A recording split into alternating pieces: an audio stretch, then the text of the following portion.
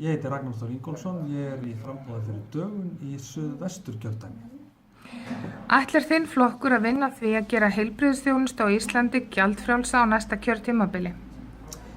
Já, þetta okkar aðalstefnumál gjaldfrjálst heilbrigðiskerfi og þá erum við að tala alla þjónustu líka, tannlækningar og heilbrigðisþjónustu. Hvernig ætlið að gera það á kjörtímabilinu? Þetta rauninni bara forgangsverkefni, þetta eitt af því fyrsta sem við munum ganga í og það strax. Þetta ekki spurning rauninni hvenær, þetta bara einfaldlega eitthvað sem verður að gera. Það mikill sparnaður í því að vera með gjaldfrjálst heilbrigðiskerfi. Þetta líka stjórnarskrárvarin réttindur fólks að fá jafnt aðgengi að heilbrigðisþjónustu og án gjaldtökum.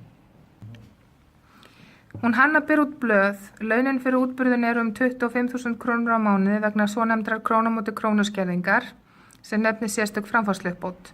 Þess vegna ber hún einungis 2.000 krónur úr bítum. Finnst þér það í lagi? Þetta mjög óeðlilegt og rauninni ránum hábjörtan dag.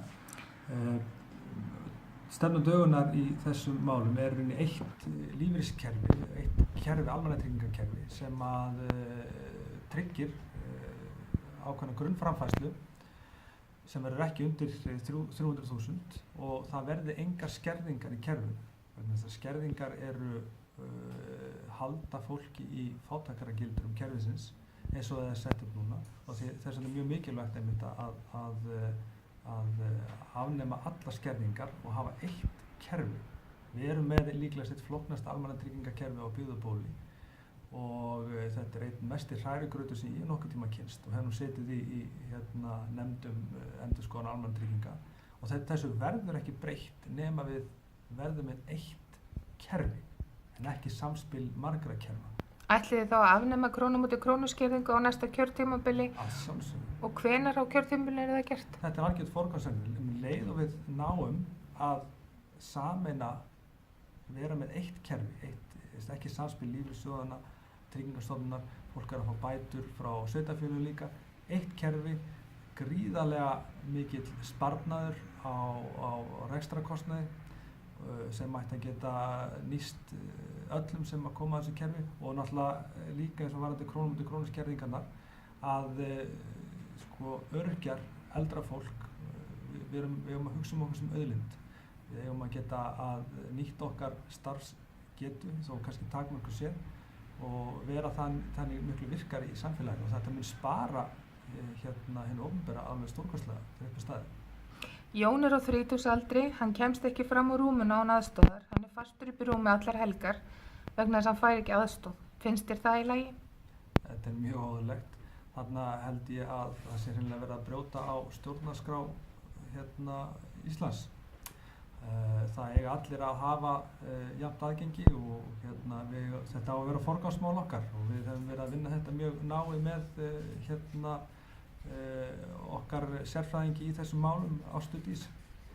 Jón vill fá NPA eða notendastýrða persónulega aðstoð svo hann geti farið fram úr á hverjum degi og tekið þátt í samfélaginu. Ætlar þitt framboð að tryggja honum þátttöku í samfélaginu á næsta kjörtímabili með því að lögfesta NPA? Já, það eins og við segjum í Dögun, það allir jafnir fyrir Dögun og við munum klárlega vera tilbúin til þess. Hvenær á kjörtímabilinu ætlið að gera það? Þetta mál sem eru forgangsmál okkar. Það réttindi borgaranna, það jafnréttið, það breytingar á almannatryggingakerfinu og lífeyriskerfinu.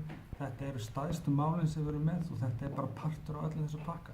Þetta verður gríðarlega erfitt vegna þess að eins og með lífeyriskerfið og almannatryggingakerfið bara allt samspil þess hugmyndasmíði og varið af vinstri og hægri öflum stjórnmála. Þetta kemur frá verkalýðshreyfingu og alveg upp í æðstu póla í stjórnkerfinu og þetta mun örugglega, þó við viljum gera þetta strax á fyrstu vikunni, þá munum við örugglega þurfa að fara með slíkt mál í þjóðaratkvæðagreiðslu.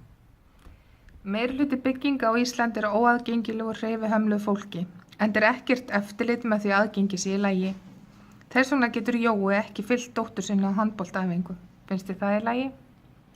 Mér finnst það mjög, þetta óásættanlegt.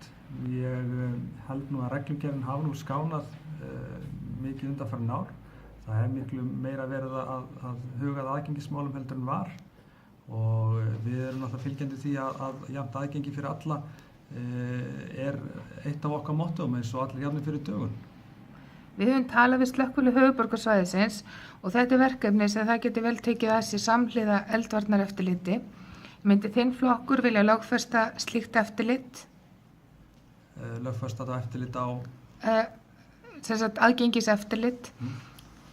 Já, aðgengiseftirlit, jú, það kemur alveg til greina en margar þessar spurningar sem þú ætti að spyrja snúa til dæmis mjög að stjórnarskránni og stjórnarskrár verður rétti einstaklingsins til þess að hafa aðgengi að hlutum og jafnt aðgengi til náms, jafnt aðgengi til að sækja sér þjónustu og lífsviðurværi eins og allir hafa í þessu samfélagi og þetta er stjórnarskrárvarinn réttur og mér finnst þetta að vera snúa meira því að virða stjórnarskrána heldur en kannski að koma þessu málum eitthvað sérstaklega á dagskrá á komandi kjörtímabili.